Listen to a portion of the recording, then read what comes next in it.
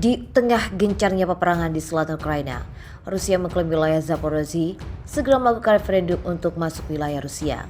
Yevgeny Balitsky, kepala pemerintahan sipil militer di kawasan itu mengatakan, referendum akan digelar pada awal musim gugur tahun ini. Dia mengatakan referendum kemungkinan akan berlangsung pada musim gugur. Saat ini sekitar 70% dari wilayah Zaporozhye telah dibebaskan. Tetapi ibu kota wilayah tersebut, kata Zaporozhye, tetap berada di bawah kendali Kiev dan Melitopol untuk sementara mengambil alih otoritas ke ibu kota wilayah tersebut. Pada hari Senin, Putin mendatangani dekret untuk mempercepat prosedur kewarganegaraan Rusia untuk semua warga Ukraina. Versi SK sebelumnya hanya mencakup warga DPR dan LPR serta wilayah Kherson dan Zaporozhye, Ukraina. Seorang anggota Dewan Utama Pemerintahan Sipil Militer wilayah Zaporozhye mengatakan pada hari Rabu bahwa lebih dari 80 fasilitas infrastruktur sosial di zona wilayah Zaporozhye yang dikalikan oleh Kiev termasuk sekolah dan pusat pembelajaran telah diubah menjadi pangkalan militer dan gudang senjata.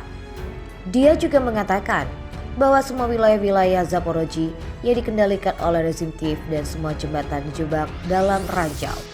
Sementara itu Ukraina sendiri bermaksud mempertahankan wilayah-wilayahnya yang telah dikuasai Rusia dan kembali membangun kekuatan. Presiden Vladimir Zelensky mengatakan Ukraina telah menghimpun sejuta tentara yang telah siap berperang mengembalikan kedaulatannya di selatan Ukraina. Dmitry Polaski, wakil kepala misi Rusia untuk PBB, mengatakan kepada RIA Novosti bahwa senjata berat Amerika telah memberi Kiev kemampuan untuk menyerang daerah tersebut. Rusia telah meningkatkan serangannya terhadap warga sipil karena serangannya di timur berhenti dengan roket menghantam sebuah blok apartemen di Klasivyar pada hari Sabtu. Sedikitnya 19 orang tewas dalam serangan di kota-kota yang sebagian besar dihuni oleh pekerja dan pabrik-pabrik terdekat meskipun upaya penyelamatan terus berlanjut. Anak buah Putin baru-baru ini merebut 2 kota besar di wilayah Donbas timur Ukraina. Severodonetsk dan Lysychansk memberi mereka kendali atas seluruh Luhansk. Tapi sejak itu serangan mereka terhenti dengan Kiev mengatakan tampaknya komandan mengambil jeda operasi untuk berkumpul kembali dan mempersenjatai kembali sebelum menyerang lagi. Namun itu tidak menghentikan unit artileri Rusia untuk menembak kota-kota tersebut. Pasukan Kremlin melakukan 5 serangan rudal dan 4 tembakan besar-besaran di daerah itu. Wilayah Luhansk dan Donetsk membentuk jantung industri timur Ukraina yang dikenal sebagai Donbas. Presiden Rusia Vladimir Putin menandatangani dekret untuk mempercepat proses bagi penduduk di wilayah Kherson dan Zaporozhye memperoleh paspor dan kewarganegaraan Rusia. Dekret tersebut memadai langkah lebih maju menuju ratifikasi dan 2 wilayah itu. Keinginan Moskow menyambungkan wilayah kekuasaan di semenanjung Crimea yang direbutnya dari Ukraina pada 2014 pun segera terrealisasi.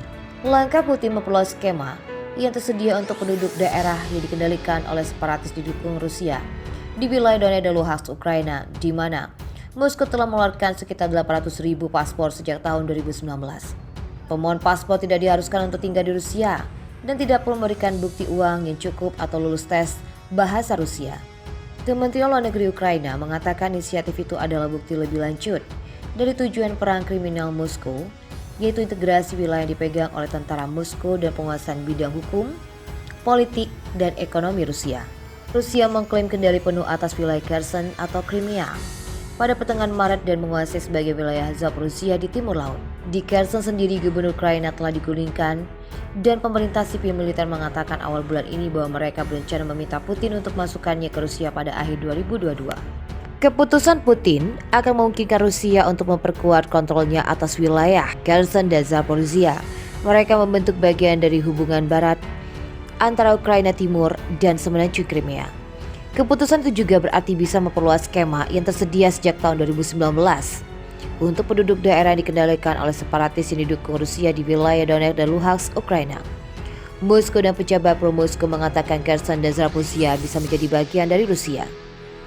Stremosov berterima kasih kepada Putin yang melindungi orang-orang Rusia di Kherson dan Zaporozhye. Otoritas baru-baru ini ingin membantu mereka yang ingin bergabung dengan keluarga besar Rusia. Sementara itu, Kementerian Luar Negeri Ukraina dengan cepat memprotes langkah tersebut. Di Washington, juru bicara Departemen Luar Negeri Ned Price menyuarakan keprihatinan tentang rencana itu. Menurutnya ini adalah bagian dari upaya Rusia untuk menundukkan rakyat Ukraina dan memaksakan kehendak mereka dengan paksa.